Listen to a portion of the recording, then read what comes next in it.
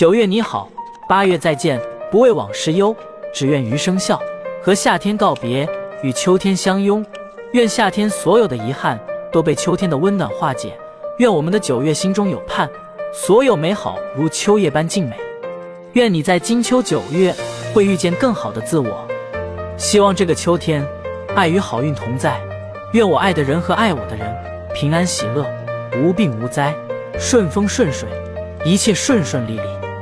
9月加油！8月的故事渐渐画上句点，那些热烈已慢慢沉淀，阳光依然，却有了新的诗篇。8月再见，心有眷恋。